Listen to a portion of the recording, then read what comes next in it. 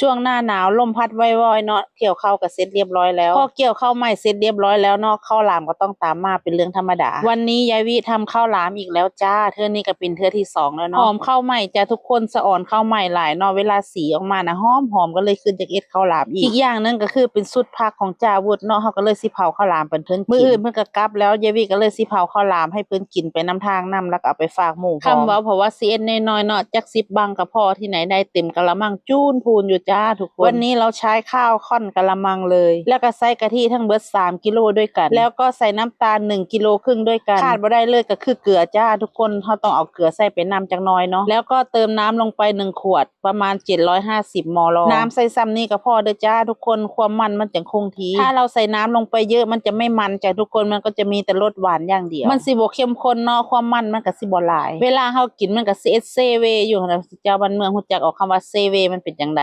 ทำสูตรนี้จะเข้มข้นมากจ้ะทุกคนมันสิมันแล้วก็หวานนิดๆแล้วก็ตามด้วยเค็มหน่อยๆสรุปก็คืออร่อยเลยจ้าบอกสูตรข้าวหลามเสร็จเรียบร้อยแล้วเฮาก็มาเผาข้าวหลามเลยจ้าทุกคนวิธีเผาข้าวหลามแต่ละบ้านแต่ละเมืองมันก็บ่คือกันเนาะส่วนบ้านของยายวิก็สิลักษณะนี้แหละเฮ็ดแบบสิมันสิบ่ยุ่งยากจ้าทุกคนก่อนอื่นเฮาก็สิขุดดินให้เป็นทางยาวๆซะก่อนหลังจากนั้นเฮาก็ตอกเหล็กแล้วก็ยึดเหล็กไว้ให้เรียบร้อยแล้วเราก็เอาข้าวหลามมาเรียงเป็นแถวเลยเรียงเสร็จเรียบร้อยแล้วเฮาก็กบหลุมจ้าทุกคนแล้วก็เอาเหล็กมาคัดไว้ข้างหน้าอีกอันนึงแล้วเฮาก็จุดไฟใส่ทั้ง2ทางเลยจ้าพอเฮาจุดไฟใส่ทั้ง2ทางแล้วเฮาก็บ่ต้องไปยุ่งยากกับบังข้าวหลามไม่ต้องไปแตะต้องกับบังข้าวหลามเลยจ้าเราก็จะคุมแต่ไฟทั้ง2ทางก็พอไฟของเราครั้งแรกๆในเฮาก็สิเอ็ดแบบแห้งๆลุกๆไปเลยหลังจากนั้นเฮาก็คุมไฟให้พอดีส่วนตรงใดที่ไฟบ่ฮอดเฮาก็เคลียร์ไฟไปหามันเนาะแล้วเฮาก็ค่อยๆคุมไฟไปเรื่อยๆจ้ากะว่ามันสิสุกแล้ว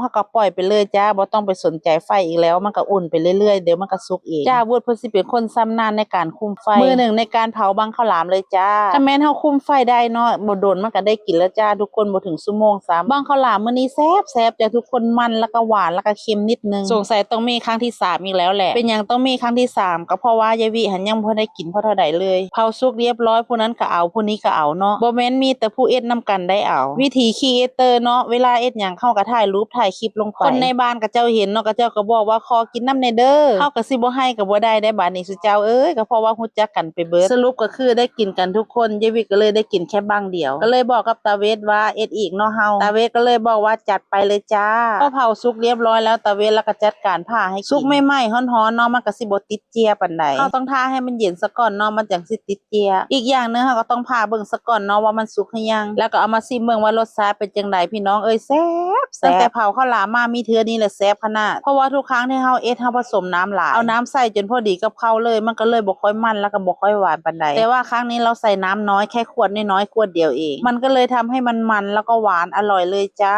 ถูกใจน้องมักเฟืองขนาดเลยจ้าทุกคนเพราะว่าเพิ่นมักกินหวานแล้วก็ห่วงพร้อมได้เดี๋ยวนี้ไผกินนำก็บ่ได้หนูชอบกินมากเลยนะยายวีแบบนี้นะทำให้หนูกินอีกหน่อยนะได้เลยจ้าเดี๋ยวยายทำให้กินอีก